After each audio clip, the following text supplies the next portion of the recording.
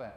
Tentang kesahihan, kebenaran daripada hadis di dalam bab ini. Tapi Imam Tirmizi mengatakan ini hadis hasanun gharib.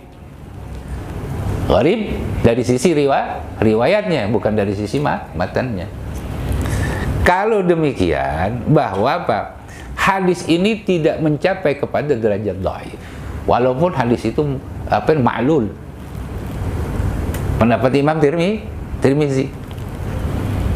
Nah, maka dengan demikian hadis ini bisa dijadikan sebagai argumentasi atau dalil orang yang muntah dengan tidak sengaja nggak batal puasanya, nggak membayar qadha, nggak membayar fidyah, kecuali orang yang sengaja memuntahkan maka dia wajib qadha. Dan masalah fidyah itu khilaf.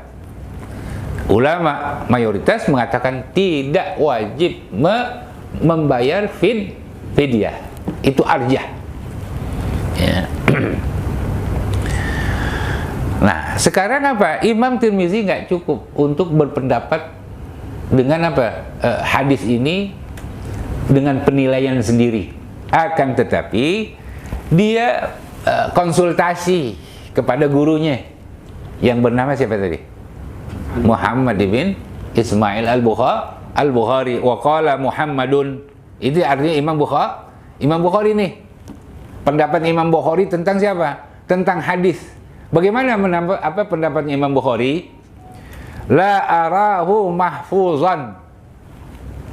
Saya tidak menyangka bahwa saya nggak mengira kalau hadis ini adalah hadis yang sahih. Ay ghairu mahfuz.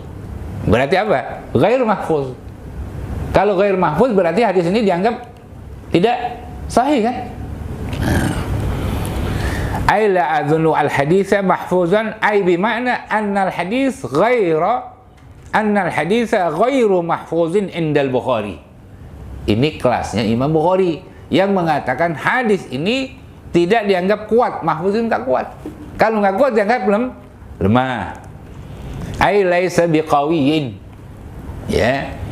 Au bima'na munkar. Bisa diartikan sebagai munkarul hadis. Kenapa jadi munkar gitu ya? Ini dengan sebab siapa? Dengan sebab pandangan Imam Bukhari terhadap si rawi. Siapa itu rawi yang dianggap enggak punya kompeten di dalam masalah riwayat ini? Siapa nih? Ra'a anna Hisham ibn Hassan qad wahima. Jadi bukannya dari Isa bin Yunus. Tapi dari siapa? Dari Hisham. Karena Hisham ini dianggap apa? Wahim. Apa wahim? Bukan khata.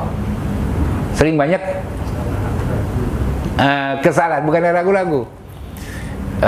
Kalau keliru, banyak kekeliruan di dalam menyampaikan riwayat. Jadi keliru nih siapa? Hisham, Hisham ibn Hasan. Kenapa sebabnya? Hadis ini sebenarnya itu adalah hadis yang sifatnya mauquf. Abi Hurairah nih, bukan disambungkan kepada kalau ini kan muttasil nih, marfu. Bukannya apa? Mauquf. Harusnya apa? Harusnya mauquf menurut pandangan Imam Bukhari. Itu dijelaskan di dalam kitab Fathul Bari. Kenapa? Nah, di dalam riwayatnya Hisham ibn Hasan ini dia merafa'kan hadzal hadis an Abi Hurairah an Rasulillah. Ya. Wa asluhu mauqufun. Dasar hadis ini adalah hadis yang mauquf. Bayangkan coba. Antara pandangan para hufaz, yaitu di antara tadi Al-Hakim dan Daruqutni. Itu katakan rijalnya rijal yang siqat, yang bisa dipertanggungjawabkan di dalam riwayat. Tapi Imam Bukhari sangat detil sekali Dalam hal ini sebab apa? Sebab nyebutin marfu. Dianggap hadis ini menjadi apa? Ma'lul. Ya. Itu kekuatan di dalam melihat pandangan Imam Bukhari terhadap para ruwat. Maka ruwat hadis ini sangat apa? Apa ya kalau kita bilang tuh sangat selektif. Imam Bukhari. Wa qala Ishaq, ya. Qala Isa ibn Yunus, zama ahlul Basrah ibn Hisham anna Hishaman wahima fi hadzal hadis. Itu dijelaskan di dalam kitab Nasbur Raya fi hadis hidayah, ya. Sekaya. Fi takhrij hadis al-hadis al-hidayah. Jadi ini kan banyak nih orang-orang yang pendekar-pendekar ahli al-jarh wa ta'dil itu ya, yang menelisik tentang riwayatnya Hisham ya Ibni Hasan. Ala kulli hal, hadis ini walaupun tadi diselisih oleh Imam Bukhari, tetapi kan tetap aja nggak menjadi kesepakatan di antara semua para ahli al-jarh wa ta'dil. Mana buktinya? Daruqutni Sahibul Ilal, dia mengatakan hadis ini sahih. Kenapa? Rawinya siqat, gitu kan? Jadi wahamnya ini, kekeliruan ini tidak fatal, gitu ya. Siapa? Si Hisham ini kekeliruan nggak fatal. Jadi nggak selalu keliru gitu. Walaupun ada di dalam beberapa hadis yang keliru. Namun Imam Bukhari itu justru dia menetralisir tuh para perawi-perawi yang dianggap ada apa? Ada sifat wahamnya. Sehingga apa? Di dalam riwayat Bukhari itu memang para perawinya yang sudah Yang sudah teruji lah gitu ya. Nggak dipertentangkan di dalam riwayatnya. Walaupun nggak semuanya, tetap dipertentangkan di dalam riwayat hadis yang ada di dalam kitab Sahih Al-Bukhari. Ya, dan itu adalah hak setiap orang yang memiliki kapasitas tentunya. Tapi ini bukan Albani. Ya. Tentunya bukan Albani. Ya kayak Ali Al-Madini kan ya, karena gurunya Bukhari kan, ya wajar lah kalau dia melisik. Atau Daruqutni kan gitu ya.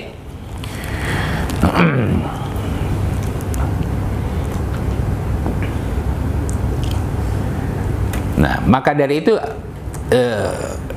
hadis ini sebenarnya juga hadis yang sifatnya mufassar. Jadi ada penafsiran lain di dalam masalah penjelasan orang yang berbuka. Kenapa? Ada hadisnya Rasulullah SAW juga ketika dia lagi berpuasa lalu muntah, kemudian dia berbuka, ya nggak nerusin.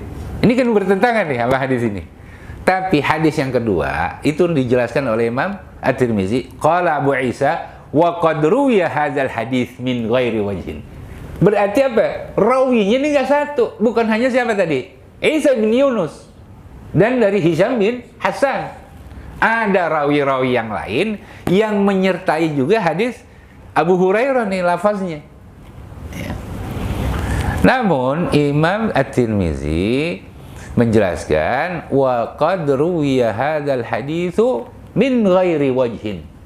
Hadis ini pun diriwayatkan selain dari min ghairi hadzal sanad. Jadi selain daripada sanad yang pertama, ada sanad yang lain, namun tetap dari satu sumber, yaitu hadisnya Abu Hurairah. Ya, an Abi Hurairah radhiyallahu ta'ala anhu, anin Nabi sallallahu alaihi wasallam. Tetapi di situ dijelaskan wala yasihhu isnad. Akan tetapi sanadnya ini dianggap enggak sahih. Jadi apa nih yang menjadi permasalahan di sini? Para perawi. Ya.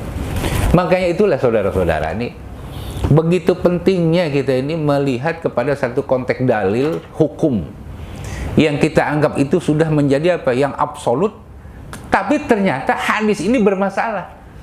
Nah, ini kan perlu untuk kita melakukan riset, ya, riset ulang gitu tentang para perawi.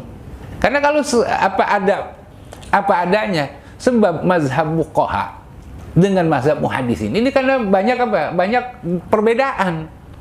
bukan berarti kita harus mengedepankan mazhabnya para muhaddisin. Di dalam mazhab Imam Syafi'i itu menjadi dua kelompok. Ada mazhab yang mengikuti alur daripada mazhab fuqaha, yaitu istinbat hukumnya.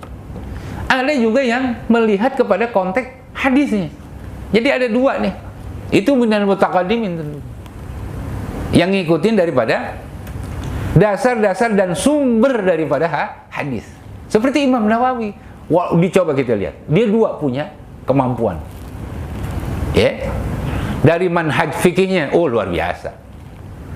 Menjadi apa? Menjadi handalan di dalam apa? Di dalam pendapat mazhab Imam Syafi'i. Di dalam hadis nggak diragukan lagi. Ada dua itu. Imam Baihaqi Minasy Syafi'i. Tetapi dia lebih apa? Cenderung pendapatnya kepada hadis. Maka dia termasuk Nasirul Mazhab Syafi'i. Ulama yang apa? Ya, yang memperkokoh gitu ya, memperkuat terhadap mazhab Imam Syafi'i di antara muhaddisnya itu di Imam Baihaqi. Gitu.